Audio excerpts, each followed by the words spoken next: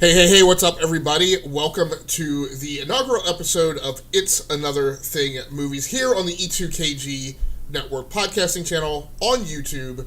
My name is Agasicles Stamas from Gearworks.com and the E2KG Network and the Rounding Off Infinity gaming channel on YouTube. Here with two very old friends of mine. This is kind of a getting of the band back together, so to speak, from podcasts past over on the Geeks Worldwide Radio Network. Here with me tonight, it just feels natural to say here with me tonight, as always, is once again my good friend, Mr. Jonathan Reyes. How you doing, Jonathan? I'm good. It's good to be back. It is. I don't know how to describe it. And our good friend, Mr. Peter Morrow. Peter, how are you doing? Hey, it's good to see you, man. So I'm just going to say this thing like we've been doing it the whole time. So if you're not familiar with the format of this show, three good friends pick movies that are dropping on Netflix in the coming month. The other two co-hosts vote on which of those three movies we're going to watch. The three of us then watch it and get together here to do a review / spoiler cast of the movie. Tonight is a spoiler cast because the movie that was selected, the Netflix original film, Next Gen, is actually a brand new release, brand spanking new movie. We watched it. I just got done watching it like 2 hours ago.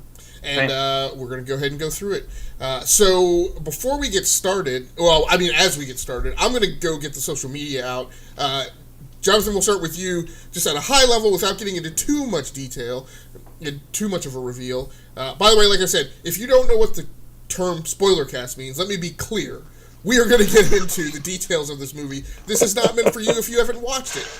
Here's what we're going to say. We watch the movie, you can go watch the movie, and then come back and listen in with the podcast and listen along and give us your opinion, either on the YouTube channel comments or in your podcasting app or on Twitter. So, Jonathan, we'll start with you. Go ahead and give us your initial impressions of the movie, again, without getting into too much detail, and then maybe we can hear the same from Peter before we get into all the nitty-gritties. Yeah, I didn't see the trailer. I didn't see anything about this movie. So going in, it was all very fresh, all new. So just watching it was I was curious to see where they were going with a lot of stuff. So a lot of the themes they were getting into, a lot of the plot devices. The intro of it was really interesting, and I'm sure we'll talk about it. They had a lot of things going on in terms of tech and relationships to tech, and I was really fascinated by that. And then once you see exactly what they're getting at as the movie went along, it just got more interesting. And I didn't, like I said, I didn't know what to expect going in to the movie at all. I didn't know if it was going to be good, bad, fantastic, whatever. I came away really enjoying it. Like I really enjoyed my time watching it. And what the message it was putting out there. Because I think as we go further and further, and as time passes now in real life, I think it's interesting to see what our relationship with tech is. I know it's like separate from what we're going to be talking about on these podcasts, but I think like a game like Cyberpunk 2077 is a game that's going to explore those themes also with video games, where it's just like, okay, how far does technology go and how connected we are to them? That's kind of how I saw it, like our relationship to tech. But I really liked it. I kind of actually want to see the movie again. It was well voice acted. I didn't realize who was in it either. John Krasinski, I think Michael Pena, Jason Sudeikis. So some well-known actors in there too that I didn't expect. And then the animation was gorgeous, I thought. I was thoroughly invested in this movie while I was watching it. I'd definitely watch it again. Well, what did you think, Peter? The whole time I was watching it, I was wondering, did Samsung pay for this movie? Is this a Google hack job? No, it was a good movie. The story was there. The character development was there. I actually, cared about what was going on, what was happening, the characters were interesting. I did not find them one-dimensional. If you go into this thinking it's just going to be a kids movie, you're going to be pleasantly surprised. That's for sure. It had some deep, like you said, some deeper meaning behind it, and a lot of fascinating parallels that you can draw. So overall, I thought it was really good. Actually, I was talking about it at work today, much to the chagrin of my coworkers. Yeah, and Jonathan, I feel like you hit it right on the head, right? So my big thing coming into this movie is this thing was it's a sucker punch, it's a rope-a-dope, it's the fumble-rooski, right? It is a complete misdirect, redirect, and you have no idea how this thing is going to come at you when you initially sit down and hit this movie and view this movie. I was completely taken off guard and by surprise, and I will. I may be overestimating things. I'm not absolutely certain that I'm going to be able to hold it together during this podcast. The emotions, first of all, just reassembling with you guys after all this time. In conjunction with some things that are going on the gaming side of the house, gaming podcast side of the house as well. But then also, I was so glad, as I mentioned in my Twitter feed tonight, that my girls saw this movie on the banner of Netflix this weekend when they were watching TV, and they asked me if they could watch it, and I momentarily, I looked at the rating, and first of all, it's a PG movie. And generally with our two kids, we're on the fence with PG movies. We generally will let them watch it if it's from a studio that we have relative confidence in. I was unsure of exactly how PG this was, being a Netflix original movie, and fortunately, and then I also decided in my mind for the podcast, I was like, I think I want to, when I watch this the first time, I need clear and open space to think through it.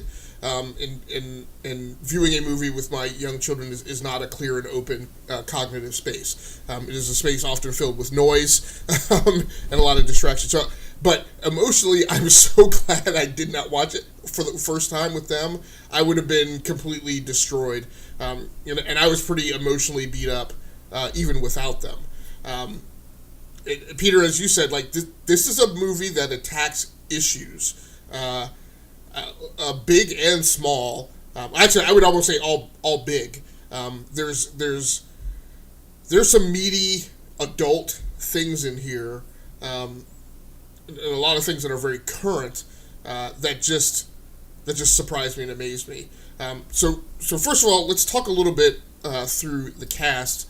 Jonathan, as you mentioned, John Krasinski, who is seemingly everywhere today. He has kind of silently come along to be, I mean, what's the best analog? Is he, I'm forgetting the guy's name. Who's the guy who's in La La Land, just did Blade Runner? Oh, Ryan Gosling. Yeah, I feel like he's the new Ryan Gosling, right? He's popping up frequently. He's on Amazon now in a series that's getting a lot of buzz as the new Jack Ryan. And the Office is in steady syndication and is kind of burbling back up to the top as Krasinski's star is rising. Charlene Yee, who I'm not familiar with, but I guess is a comedic actress, and I want to come back and talk about her performance. As you mentioned, Sudeikis, Michael Pena, who's one of my favorites, and obviously was just recently in Ant-Man and the Wasp. I was also really impressed with David Cross, who unfortunately is in a state right now where he's been a little beat up by allegations of sexual misconduct and harassment in Hollywood. As many people are today. Constance Wu, who in my household we have this year gone back and started watching Fresh Off the Boat. I am very impressed by her as an actress. She's quickly become one of my favorite actresses. I mean, everybody, like you said, Jonathan, did a great job with this movie. Any particular actor-actress chemistry that stood out for you between any two characters or any two actors or actresses that were on screen. Of course, with voice acting, it's always a bit more difficult to assess chemistry because a lot of times, even though you hear the voice acting with the characters on screen at the same time, that doesn't always necessarily mean that the actual recording was done with the actors, in the voice booth at the same time. But I really liked, Krasinski and Charlene Yi. I thought they were really good together, and I thought that was probably the one. Obviously they're the central focus of the movie. Him being the robot and her being the main kind of basically the audience's kind of viewpoint is coming from her side of it. So I think their relationship was important, and I thought they did really well together. Where you saw the kind of the push and pull, and it was interesting. It was kind of a interesting relationship to see because we're talking about it as a relationship. It's a robot, and she's a person, and she was like the whole time she was longing for a real relationship with her dad, and I was trying to figure out, okay, is she trying to replace it with this robot? Is he a father figure to her? Is he not? Is he just more of a friend? I really liked that dynamic they had between each other. And that kind of kept me going. And that's what made me invested too throughout the movie and toward the third act, where it was heart-wrenching. And I think about it because one of the bigger things that they touched upon besides parenting and technology for me was the idea of memories and how we hold on to them and how we I thought that was my favorite part of it, was like how this robot is trying to save all these memories, but how do you decide which memory to save, good or bad?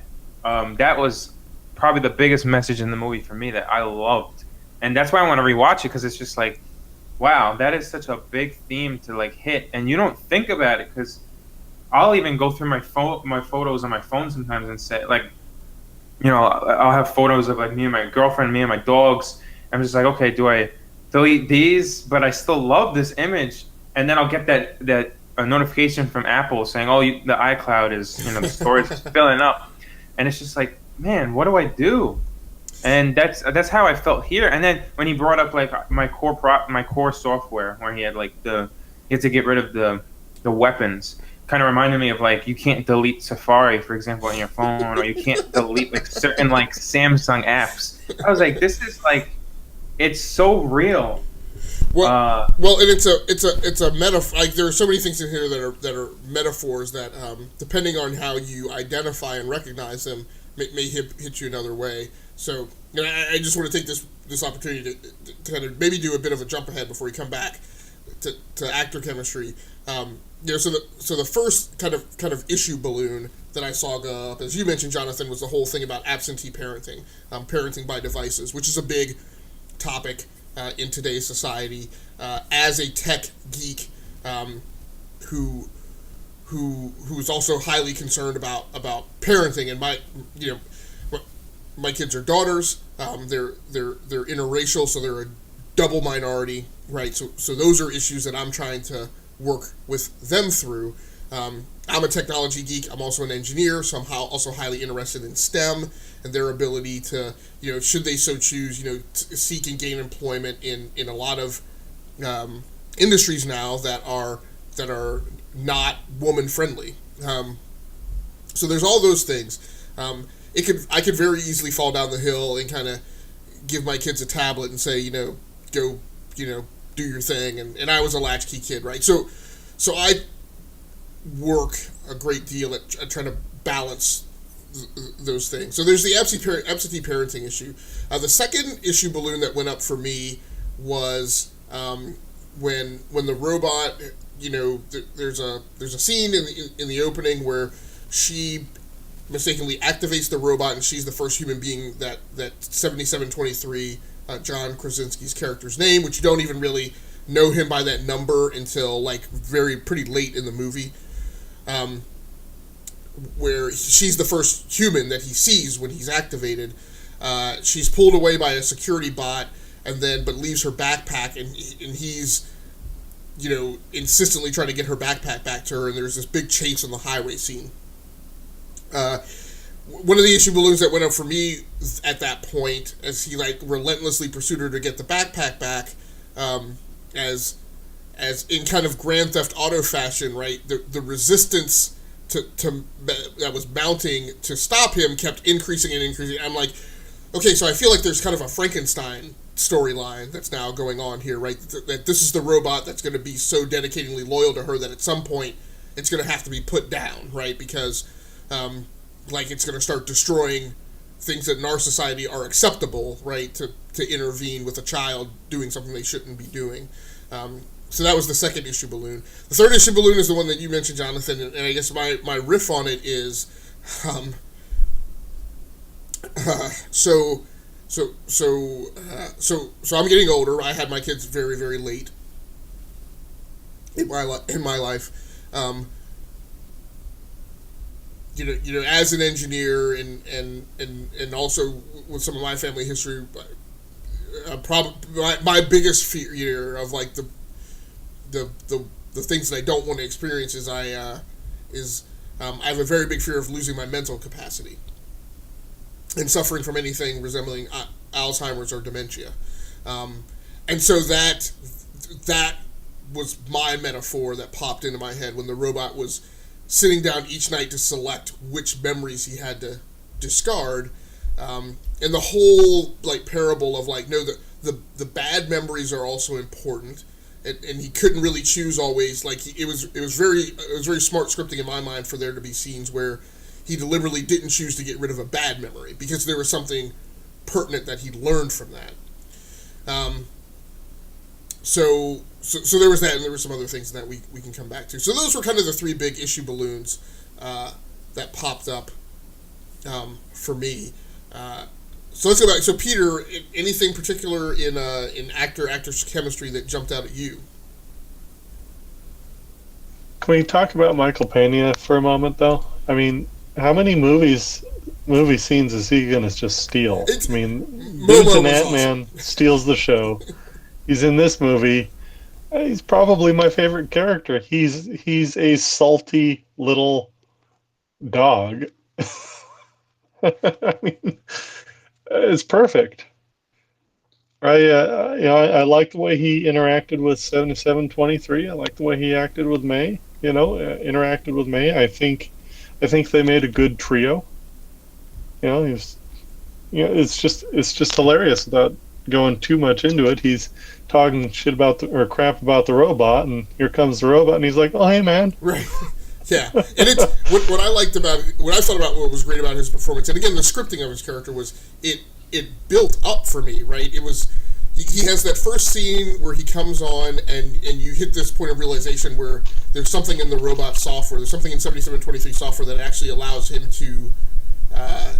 It's like the universal interpreter on Star Trek, right? He's actually able to hear the words that the dog says, and you have that kind of cute scene, and then just every time Pena's on screen and has lines, like he keeps getting, and about from that point into about the near the end of the second third of the movie, I'm like, oh, Pena's Momo's stealing the scene, every time he's on scene. So that was and 7723 is the only one that actually knows what he's saying. Right. So my interesting point in actor chemistry was actually David Cross with himself, because Cross. Yeah, I'm sorry. Go ahead. He voiced the bots. Right, and that's where I first recognized his voice coming across. And then there's the scene where May enters his laboratory. She's sneaking into his laboratory, and sees him putting the finishing touches on 7723. In the camera, good cinematography as well. The camera kind of in animation, the camera kind of swings around the corner over her shoulder, and you gradually see parts of him, and you realize that he's a human being, right? Because up until now, you've heard his voice voicing the bots. I thought he did a really great job interacting with himself, and there were slight pitches and inflection differences in his voice as he voiced each different bot and personality.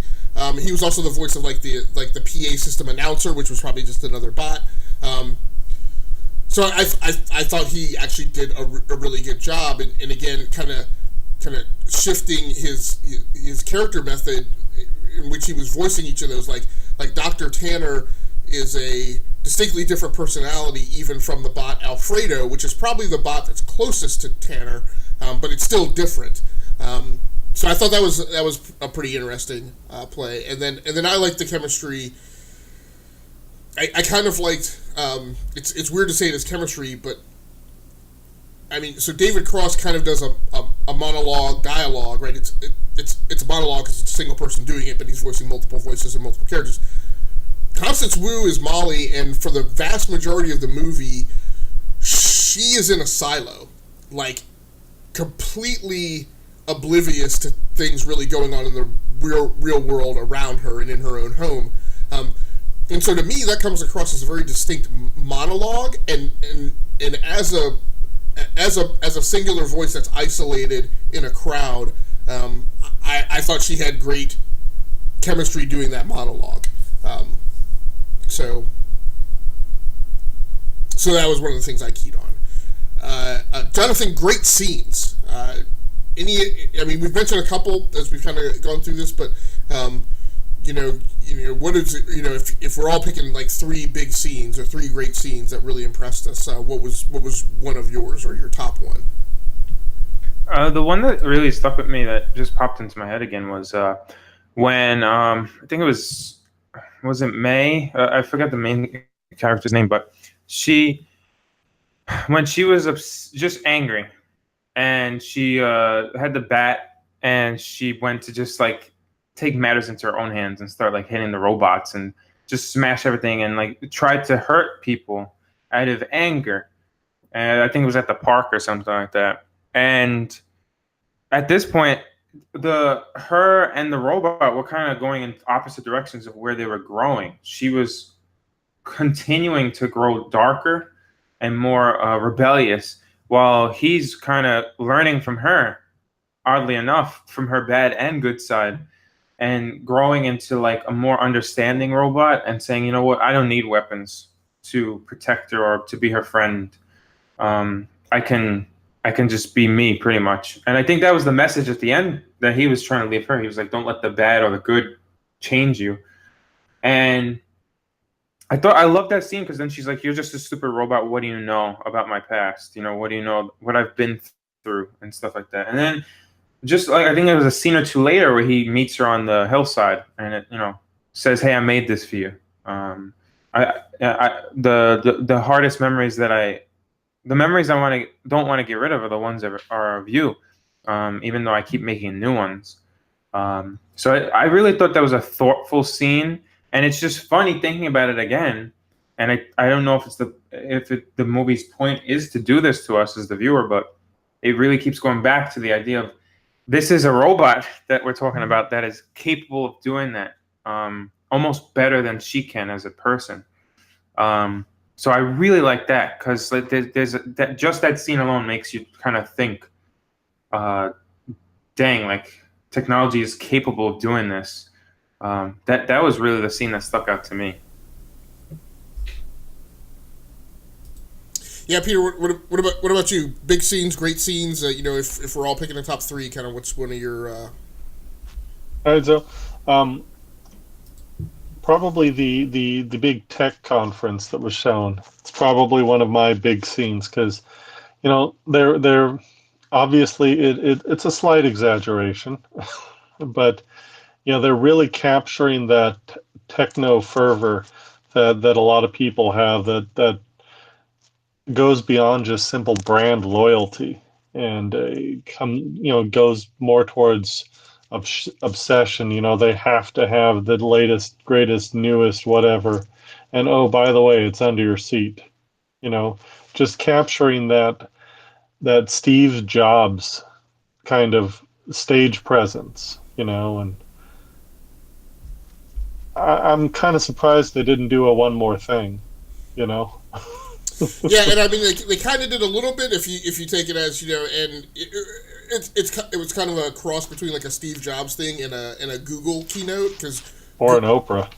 Right. Well, and Google definitely stole it from Oprah in their first initial Google I/Os, where they did the, hey, everybody at the conference gets like a free, Chromebook or a free, Nexus phone or whatever.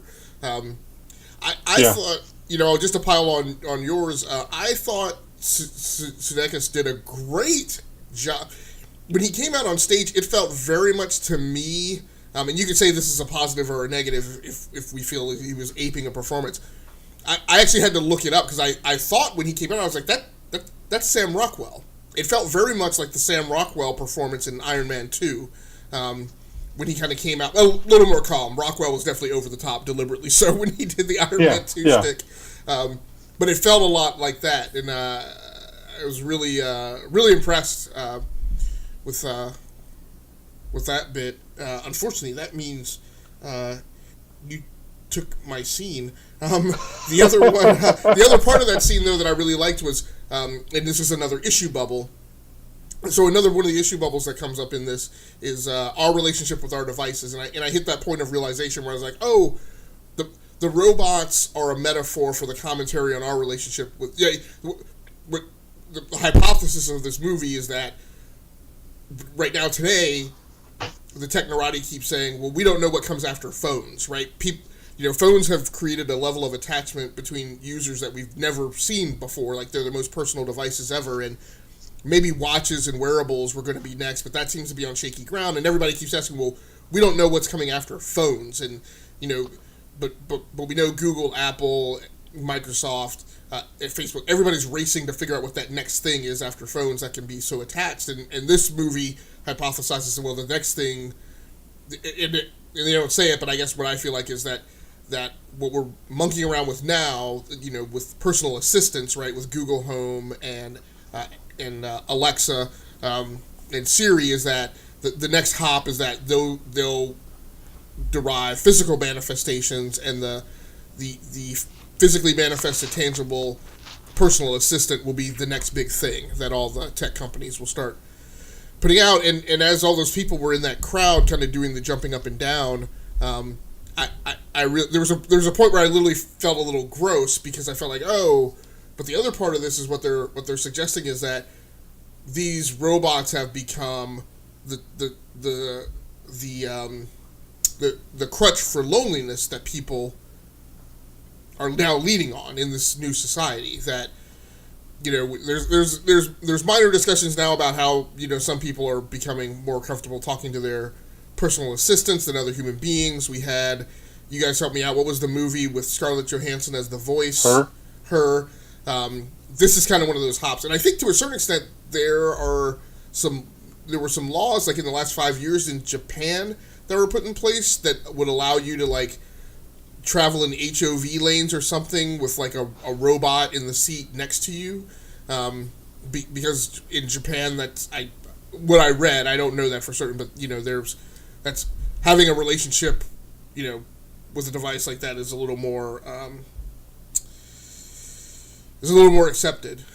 So I won't put out another scene before I send us back around on the next round. But I will also say another past performance that I latched onto was Ares. Felt very much to me, and I don't know if you guys remember this, but the Disney movie The Black Hole, the evil robot in there, Maximilian, that felt very much what they were going for with the Ares performance, at least initially, before you kind of caught on to the reveal with Ares. So I'm sorry, Peter, did you have something you want to add? Yeah, I wanted to add that one of the reasons this is probably my favorite scene is because it really sets up the entire movie. You know what's going to happen by watching this scene. He said the Justin Pin character sets up his entire plan. We learn everything we need to know about Mai and how much she hates tech. We learn about her mom. We learn about all the key players here, except for 7723 and Dr. Tanner Rice. But we pretty much get the setup for the entire movie from this scene, and that's what also why I picked it out as being so important and a big scene in my opinion. So let's stick with you before I send it back around for another round of favorite scenes. Peter, I'll let you go first, and then I'll hand it over to you, Jonathan. Cinematography, the scene with the fight on the freeway, the robot escape, and then fending off the constantly mounting opposition. I wanted to ask a question. So there's elements of this movie that are very smart, that exceed the expectations of an animated film. There's a lot of visual style in this. It's not as stylistic as an Abrams film or a Snyder film. Or even a Pixar film. Okay. I actually thought it had a little more style because of its futuristic representation. My question I wanted to ask you guys is, and I don't know, I'm assuming that you guys have seen one or the other, if not both, Blade Runner films. I have only seen the first. I haven't watched the second. I have a heavy suspicion that Jonathan has seen the second, because it stars the Jake. But I want to ask you guys: Did you feel any kinship between the visualization in this movie and Blade Runner, both in terms of style, but also in terms of quality, and specifically in the terms of the world building aspect of the visual style and effects? It was funny. I haven't seen the series, but I thought of Netflix's Altered Carbon actually when I was watching the movie, and I haven't seen a single episode of Altered Carbon. It was just that was the thing that came to mind as in the beginning when they do kind of the landscape showing of everything, the skyscrapers and everything, and all the tech and everything. I was saying, wow, this kind of looks like a lighter Altered Carbon almost. Like I'm not making comparisons to that show at all, but like. Just the way everything was set up, the way the ads were shown, how the buildings were lit, and just the style of it. And I know it's a completely different setup. That's going for more of like a noir science fiction kind of look. Cyberpunk. This is definitely not cyberpunk. I think it's like on the edge of cyberpunk. Right. It's like playing with it because of the girl May has the haircut, the hairstyle that would fit into that world.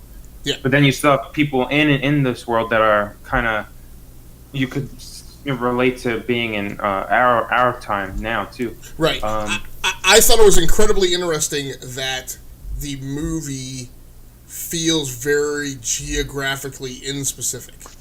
Yeah. Like it's I don't know if they're in LA or New York or Tokyo. Yeah. Right? Or Istanbul or Bombay, whatever Bombay is called. Yeah.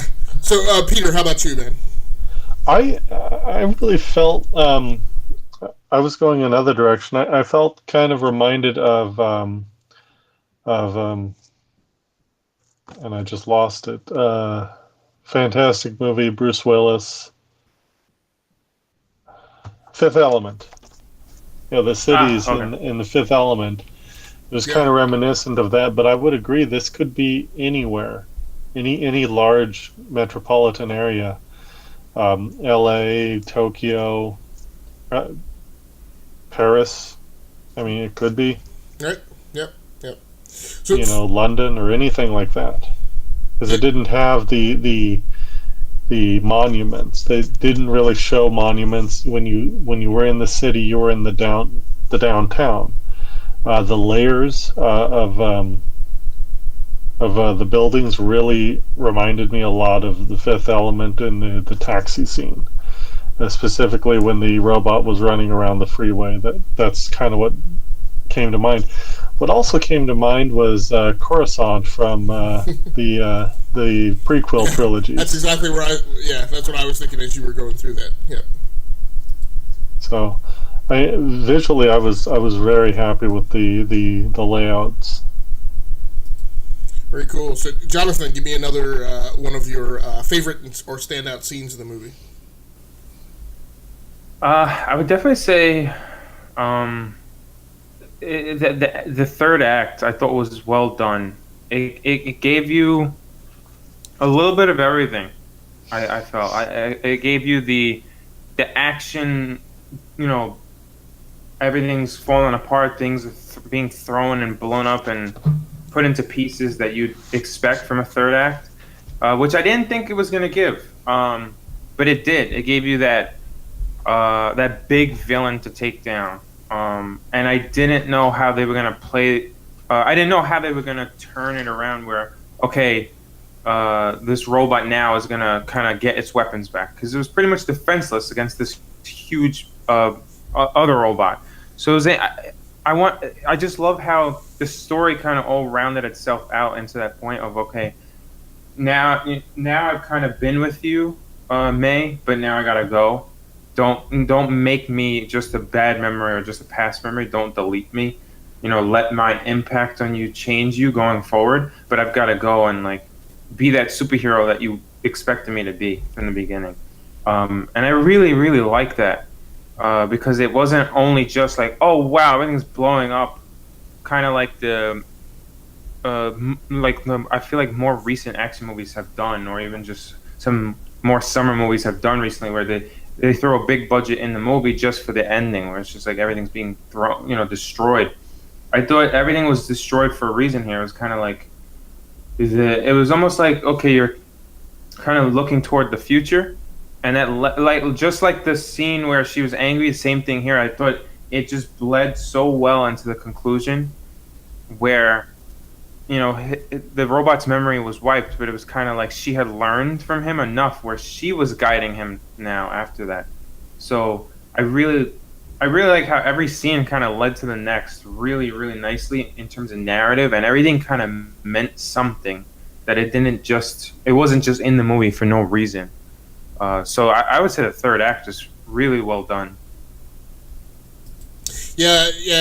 At some point, I'm going to try and squeeze in here some little notes on each scene that I felt like emotionally punched me in the gut, man. And like, great Scott, like that final fight, like the slowly dwindling, scenes and how they were filmed, where you get this big rush of action and punches thrown and the thing pulling out the blade. At the point when the weapon systems come back online. And then you kind of get this slowdown and of this scene from its memory with May that's being deleted. Like, I pretty much started. That was the point where I really started unraveling emotionally towards the end. So Dave Pecci on our E2KG sister entertainment series, where we cover short season format TV shows, we covered The Punisher last year, and there's kind of a little sort of the same thing where you're not clear if the Punisher is kind of at his end, and he's doing all these flashback scenes of pertinent scenes with his wife, and it really got kind of bent because a lot of the scenes were scenes of them making love, and I'm like, I don't know that if I'm bleeding out, right, and I don't know if those are the scenes that are triggered. And Dave and I talked about how a lot of that just felt like tonally a complete tonal mismatch from like what was going on in the real world, and especially this, in stark contrast, is so smartly done, and like just like here, let me reach into your chest and grab your heart in case you're not feeling anything emotionally, and squeeze, right, as you every few seconds as you get all pumped up about the combat scene you're seeing, let me yank a tear, like let me literally reach into your eye and yank a tear out of it, was just to me so smartly done. So two of the other things that I want to mention, Peter, before I pass it to you for your next big scene, is another issue balloon that went up, and I almost forgot about this one, is there's a lot of dealing with bullying that the movie takes on, and again, one of the mostly gripping things for me was they also then intermix it with this thought and notion of, well, if we have personal assistants now, and we have a big problem with kids being bullies, what happens when, like, privileged kids have assistants? Can they also order them to be bullies? So there we have because we have scenes in this where the entitled kid is using the robots that the entitled kids have, and having them participate in the bullying, which I thought was, again, and this is one of these things that I struggle with as a parent, right? And like, what I fear I will do if my kid is ever exposed to a bully and like the school system does not handle that. So that was one that kind of popped up as a thing that the movie was taking on. And then another thing that I'll note doesn't have anything to do with emotion, but and I'm not sure if you guys are familiar. So there's a lot of Easter eggs in this movie, I think, and I think I need to go back, as you mentioned, Jonathan, for rewatching it, and that's the one thing I need to look for. I don't know if you guys are familiar with the YouTube dance group, the Kinjas, but there's a point where the camera's kind of sweeping across the cityscape, and you see like a Kinja symbol up on the side of a building, which I thought was very interesting, and I'm like, well, where's that relationship coming from? Like, is somebody like... So I went, and I felt like I saw another couple things like that, of like popular pop culture, like YouTube kind of stuff riddled throughout the movie, that I want to kind of go back and dumpster dive for. But Peter, what was another one of your big scenes in the movie?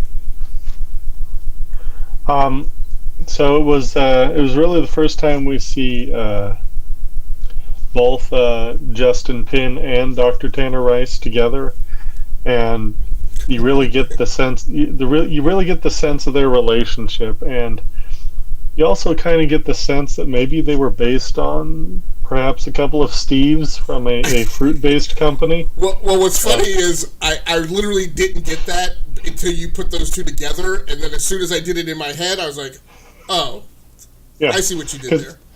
Yeah, you have the amazing genius designer engineer of Steve Wozniak as Dr. Tanner Rice, and then you have the slick salesman, image conscious, Justin Pin, and you see their interactions, and you get the feeling of who's really in charge and who's doing the work, Right.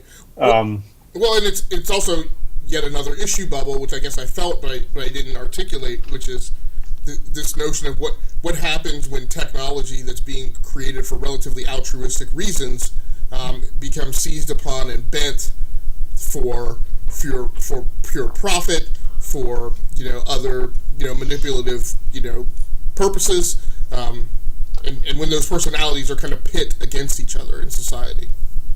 Right, and these, I think they all kind of happen in the middle. The interaction scenes, you really get the feeling that Dr. Rice knows something is wrong. He's trying to access the code. He can't access the code. He was doing some developing off clock, which apparently was a big no-no. And just this whole kind of slimy Justin Pin interaction where he's clearly got something on Dr. Rice, that's making him be compliant. Right. And it's just makes the villain so much better. So much more willing to hate him. So for me, I'm sorry, go ahead. But I also wanted to add, and this isn't a favorite scene, it's just another one of those just beautiful little Easter eggs. So 7723 is describing his gun, and he calls it a phased plasma rifle at the 40 gigawatts. Right. Yeah, Terminator. Okay. All right. Okay. It's exactly what the Terminator was shopping for in the gun store in the first one. Very nice. And it's just, no kid would pick up on that. Yeah, right. Well, this is another one of my things of like, there's so many little nuanced things in this movie that prove just how smartly done it is. Far beyond what you're expecting as an animated film, right? Exactly. I heard that and I just chuckled to myself. So yeah, Terminator. Someone's a big nerd too. So for me, some other little bits and pieces of scenes is I love the kung fu toothbrush scene. Yeah. I thought that was fantastic. Yeah. I thought that was pretty awesome. When she brings 7723 to school to get payback back on the bullies, there's a kid who runs away and says, "Is this what karma feels like?" And I thought that's such a great line, and I was like, "Yes, yeah, jerk off. That's exactly what karma should feel like, right? Do unto others, right?" And then the other thing that I thought was very smartly done, and I saw it kind of out of the corner of my eye, and I was mentally trying to grasp it, and I didn't quite seize on it right away. I kind of felt it, but it didn't cement itself until later in the movie. But like when she is having him commit acts of violence against other robots, 80% of your mind, 70% of your mind, I feels like you're going rah rah, right? You've seen all these annoying, right, the mailbox robot, like I couldn't have handled that, right?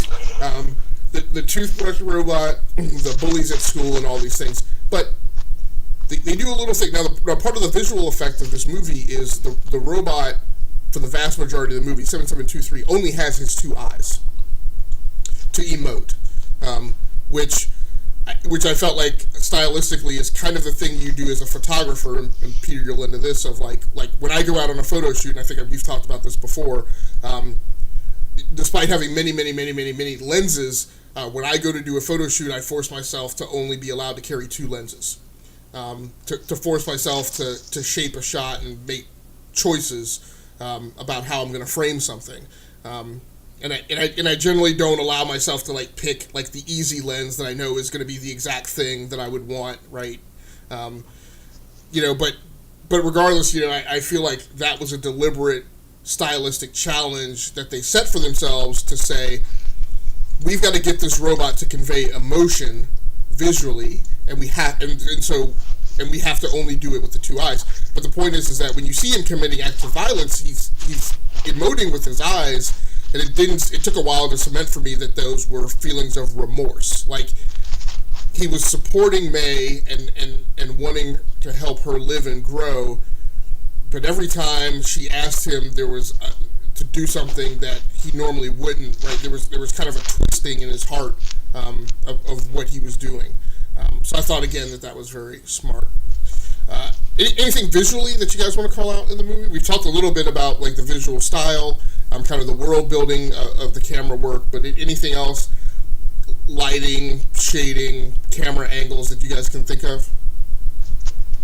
It was all really, in my opinion, just all really well done. I mean, I can't think of any one scene that stands out above the rest. I mean, this being an animated one, you can really just, I think it gives you a lot more creative control over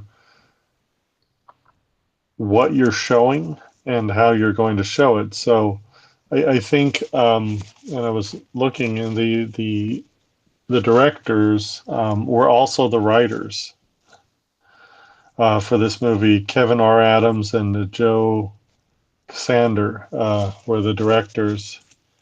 And I mean, with them also being the writers, you could tell that they wanted to make sure that their vision was what we saw. And I think that came out really, really genuinely. So I just think overall it was a good visual, visually it was just a good thing to watch. Yeah, I agree with that. And then there's just moments too that I would say to myself, wow, this is really good. I know the hilltop scene, they kind of have like a close up of May, and it's just like the detail of her face and the hair and the kind of like it has like the shine of her lip. It's just there's so much detail that was put in, and it's kind of almost to be expected with these animated movies now. But it's just I was always kind of stunned at how much detail, like you kind of mentioned, the Agasicles, about like the emote and the eyes, and how he was trying to like kind of show emotion through his eyes in the beginning, until he kind of got the mouth, the robot, and then you started saying, okay, I know what he's saying and thinking now, for sure. But yeah, I would say just the overall details for everything really surprised me. Just like Peter said, like just overall, everything was just done really, really, really well.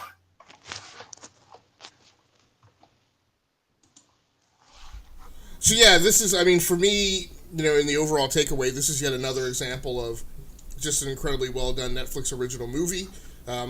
Particularly when it comes to, and again, it's a PG movie, but still, at the end of the day, it's probably predominantly targeted at children as its primary demo, and I would say parents as a secondary demo. And just amazingly well done. I mean, it ranks right up there with a Pixar movie in my mind. I mean, socially and thematically, in fact, for me, it far exceeds anything else that's in mainstream animated now. Like, this is, to me, as from a parent's perspective, this is a much more important movie than things that are typically done by Pixar and things that are typically done by Disney. A couple of the, well, I guess like the big developmental film that we exposed my children to was A Wrinkle in Time. I felt that was an important movie for them to go see. I feel like this is an important movie for them to eventually see. Because when it comes to bullying, the other important thing that I think that it conveys is to not let your own persona become twisted by your own exposure to bullying, to rise above that. And I'm getting the emotions getting in my throat now too. So let's go ahead and wrap this the hell up and talk about happier stuff. So normally for a movie we would talk about some of the other pertinent aspects. So again, this movie is a new release for this year. Its estimated budget was about $21.9 million. And I think the runtime on it was an hour 46 minutes. And I'm not really familiar with a lot of the production companies. Tangent Animation was the only one that really kind of stood out to me as a company that I am familiar with. And I guess it looks like there's two different versions of the movie, a 106-minute runtime and a 90-minute runtime. I'm not exactly sure exactly what that's about.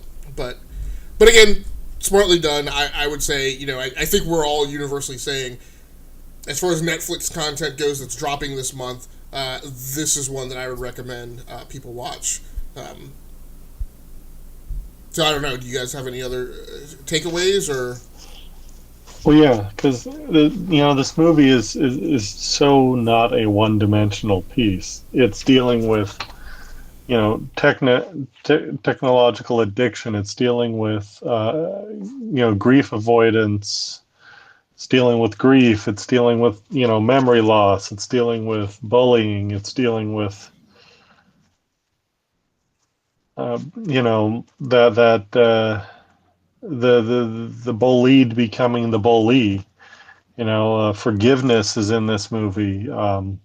Reconnection. I mean, there is a lot packed into an hour 46 minutes. And I mean, I wasn't expecting that much. I was thinking, oh, okay, this is going to be a good old buddy romp with a girl and her robot. Right, exactly. I was expecting like what's the one big number, Big Hero number or whatever. Oh, Big Hero 6. Big Hero 6. Yes, right. Yeah. I was kind of thinking,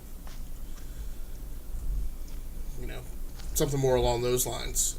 But yeah, this is. I mean, you hit the nail on the head, Peter. This is like if you have a weekend and you need to give your child one-stop shopping, right, developmental lessons, like just have them watch this one movie. And I would go so far as to say, don't just let them watch it with them. Yeah. Oh yeah. Absolutely. Because I'm sure there's going to be a kid who has questions. Yep. And if you're not there to answer them, then You're kind of letting technology raise your kid, right. Which is another point in the in the movie. Right. So I guess my only other major thing that I would say is I'm not familiar with Charlene Yee. I was very glad to find out that this actress is actually is in her 30s, because I felt like the performance of the character May was just hands down amazing. Like, give this woman a voice acting Oscar now. Because I was like, whew, man. So Jonathan, your final big takeaway, your bumper sticker statement for the movie? Yeah, I mean, like I said at the top, I went into this movie not knowing what I was getting into. I avoided the trailer, not because I didn't want to see the trailers, because I just had no time to watch it. But I was glad I went into it without knowing. And then, it kind of goes back to, for me, like getting back into, doing this type of podcast is because I honestly wouldn't have made the time for a movie like this, because I just don't have time. And I feel like a lot of us don't have time. And I think, like, there's so many things in my backlog that I want to watch, and shows, movies, and whatever. And this is not one of those movies I had on my list. And I'm really happy I got to sit down and watch it, because it really surprised me. And there's not many movies or anything, video games, books, whatever, that I am willing to say I want to rewatch it. This is one of those movies I definitely will rewatch, because there's so many themes I want to just revisit. And like you and Peter said, like, there's just a lot they put in there with technology obsession, parenting by technology, bullying, forgiveness, all those things that they packed in there. And I just want to see it again, and just like, it was just a good watch. It was a really, really good watch. Yeah, I want to watch it again. There's part of me that's tempted to turn right around and say, "Hey, girls, let's watch this movie this weekend." Yeah. I may put that off. I gotta think through that a little more. Give your heart time to heal. Yeah. But also, like you mentioned, right? Be ready to talk through some of those things, and quite honestly, this brings up some stuff that, like, I don't know that I'm ready to have. I don't know that I'm ready to have those conversations. I think I am, but I think I don't know that I want to be forced into a corner where I have to have those conversations about those specific topics immediately in the wake of, like, watching this movie, right? Like, I don't know that I'm ready for the setup of, we watch this, we all cry, the next morning, right, the kids are at breakfast asking me about, right? I'm like, no. So I don't know. I got to think through that some. Like I said, my throat is literally a bit sore from watching the movie and then talking through it. So, on to happier topics. This is absolutely probably my favorite personal part of the episode, because I always get excited about, like, queuing up the next thing that I'm going to consume. The pick passes now to Jonathan to offer up for sacrifice and consumption 3 other movies that are also dropping on Netflix this month, and Jonathan has done so. So do you want to talk through those real quick? Yeah, I'll just talk about why I chose each one of them too. The first one was Life. Life was one of the ones we were going to do for this one, possibly. So I want to bring that one back, because that's actually a movie I do really want to watch. And when it was in theaters, I was interested in it. And then my dad saw it when it came out of theaters, and he suggested it. Haven't been able to come around to it, so I definitely want to see this movie. A lot of great actors in there. Ryan Reynolds, Jake Gyllenhaal, Rebecca Ferguson. I know I'm missing somebody. But Michael Pena might be in that one too. Just to kind of roll that one over from our last 3 choices. Spider-Man 3, just for the sake of, because Spider-Man's kind of big now with the game just coming out, and the game is brilliant, by the way. I want more Spider-Man. I know it's the worst one out of the 3 of the Sam Mendes ones, but there's some, like, interesting things that go on in there, and I kind of want to revisit it now, and I just want to consume everything Spider-Man right now too, honestly. And then the last one was Scott Pilgrim versus the World. again, one of those movies I would never take the time to see, but just for the sake of the podcast, it's one of those movies I would give it a shot. I would give it a shot.